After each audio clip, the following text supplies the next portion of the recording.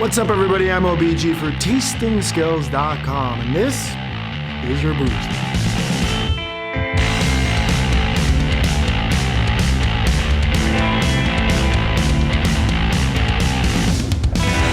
Before we jump into this week's show, do you want to taste like a pro? Well, if so, head over to TastingSkills.com and put your email into the magical box, and I will send you my free guide to the fundamentals of tasting. And when you're there, you can also check out our tech sheet, t-shirts, and links to all the things we love. Now, back to the show. This week we had a huge array of new seltzer that came out, and I won't talk about it because, and let me refer to last week's show, I hope this craze ends soon, just like 2020. NorthJersey.com this week reported that booze fairies are leaving baskets of alcohol on doorsteps all over New Jersey. Now that's the kind of green fairy I like, pun intended. I don't know if these booze fairies listen to the booze news, but after talking to some fairies on Facebook in my local booze fairy Facebook group, no, I'm not kidding. I live in Las Vegas and there's a group, and I suggest that you go and see if there's one in your area. If not, you should create one. And if there is one, please donate and help. This is a real thing, and we need more booze fairies in this world, like we need weed fairies. That leaves an eighth, a bong, a lighter, and of course a mixed tape. Come on. Now, I don't know who came up with this idea, but I love you. And we sure do need more of this in 2020. If this shit show ever ends. This week, there's an insane auction that Sotheby's has going on from August 26th to September 1st. I've put a link up to the Sotheby's whiskey auction, and wow, it's an insane one with 267 lots of rare whiskeys and other spirits like lot 263 of Louis Trey Black Pearl 140th anniversary. Opening bid, $13,500, which there's only 70 bottles made for the world. On lot 1, we have the Prima Ultima. This is what you get out of all these insane vintage bottling Starlink with Clinich 93, 26-year-old, Singleton of Dufftown 88, 30-year-old, Morlock 94, 25-year-old, Lagavulin 91, 28-year-old, Cragganmore 71, 48-year-old, Talisker 88, 31-year-old, Kola Ila 84, 35-year-old, and Port Ellen 73, 40-year-old. But that's just the start, because there's close to 50 lots of the Macallan vintages from 45 to 76, and that's without the Kurosawa line, and they have the Geisha 36-year-old on there. What about a little Yamazaki 93 single cast? Are you kidding me? I mean, I could go on and drool on these for about an hour or two, but you could go check it out for yourself. This is just a shit dork show of expensive bottles that are impossible to find or taste. But drooling is allowed. It sure is, because that's what I do. And please, let me know if you have a favorite out of all the drooling bottles in there in the comments below. A new record for the most expensive Japanese whiskey sold at auction after a bottle of Yamazaki 55-year-old sold for $795,000. The Expression is the oldest Japanese whiskey to date and smashed the previous estimate of $75,000 to $100,000. Think about that. That's what they thought they were going to get, but they got $800 out of it. Suntory launched the single malt whiskey in June this year, and through a consumer lottery system, of course, the whiskey was only available to consumers in Japan. Great. Good job. I don't get a sample. What the hell, people? Yamazaki's 55-year-old was distilled in the 1960s and is limited to a production of only 100 bottles. It was matured in a Japanese Mizunara oak cask in the 60s and then transferred into a white oak cask in 1964. So, when do I get a bottle? That's the real question. The IDN, or Independent Distributor Network, is an association of 19 distributors across 18 U.S. states. Just to be clear, the current IDN's board president, Bowen, says, the current focus of IDN is the wine and spirits brand. With that said, there's many of our members that also sell malt beverage, and they focus on that as well. You mean seltzer. At $27 billion annually, the top two U.S. distributors, Southern Glazer Wines and Spirits and Republic National Distributing Company, account for more than half of what consumers spend on domestic wine. So 50%, think about that, between two companies, all domestic wine sold. Two companies control that distribution.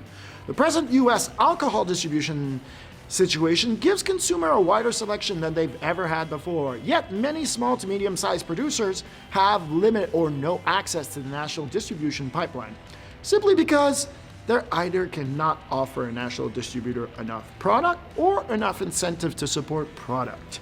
Those incentives are referred to in the beverage alcohol business as programs. A program includes things like a large volume discount, promotional support, and so on, meaning you gotta pay to play. Otherwise, good luck with those big chains. He adds, each distributor has their own warehousing and distribution system as well as a physical location in each state. Well, they don't have a choice, that's the law. IDN members handle billing separately and in accordance with their own state law. Yeah, again, they don't have a choice. IDN provides a local network of sales, marketing, and brand building experts. So you're gonna go out there and build my brand? Okay. Brownie said IDN combines buying power with partner suppliers to create cost saving and increased margin with the possibility of shared purchasing and logistics. You mean on the wholesaler side, I'm confused, where's that margin? And if IDN's plan is to expand, succeeds in the current 18-state membership, and may within the next 2 years for another 10 to 15 states, and then sell to Southern Glazer's or RNDC, right? Well, that's right. And I quote here, because I don't need to make this up.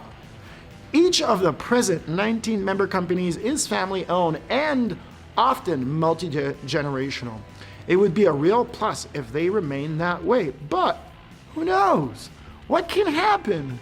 I once worked for a wine distributing company that fit the same description. It was considered one of the best wine distribution company on the East Coast, and it was bought and consolidated into what is now the top US national distributors. So you're gonna call them out? Is it RNDC or Southern Glazer's?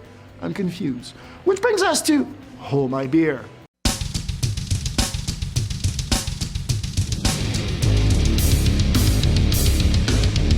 This week on Hold My Beer, your smartphone can tell when you've had too much to drink by detecting changes in the way you walk, according to the Journal of Study on Alcohol and Drugs.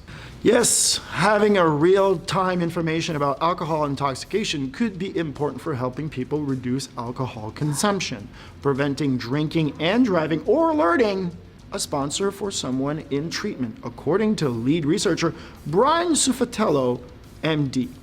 We have a powerful sensor we carry around with us wherever we go. You mean a phone?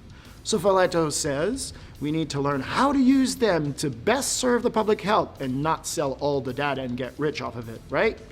Dr. Sufatello, I have taken care of scores of adults with injuries related to acute alcohol intoxication. Because of this, I've dedicated the past 10 years to testing digital intervention to preventing deaths and injury related to excessive alcohol consumption.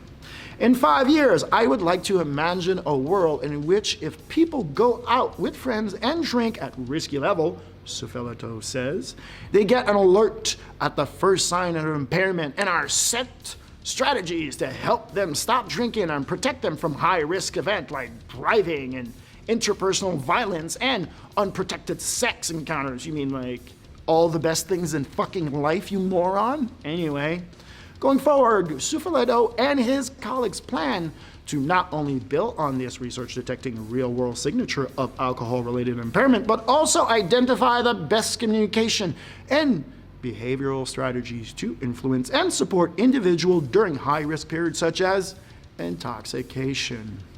Now, a few things here. One, I think this is a great idea, and I am for having this technology in the market. Since there is, and I've Googled it, what percent of us are alcoholics? And it's 1 in 8 American adults. Yes, 12.7% of the US population now meets diagnostic criteria for alcohol use disorder, according to a study of August 2017. That's 3 years ago. You think our consumption has gone down? That's 42 million fellow brothers and sisters that are battling alcohol abuse right now. So, however, that may seem weird to you, but alcohol abuse is something that I take very seriously, since I lose friends to it all the time. Yes, I've battled the bottle like most of my industry friends, and most successful people I know are sober. On the other hand, How long before the insurance company get the data and matches it to your driving data that they already have and completely stop insuring you? Freedom. It just keeps on giving. And Cifaleno, you don't want to sell the data, right? Nah, you wouldn't do that. Anyway, thanks for watching. I'm OBG for TastingSkills.com. Don't forget to like, share, comment, subscribe, and click the bell so you can get the notification. Otherwise, I will see you in the next one. Peace. Peace.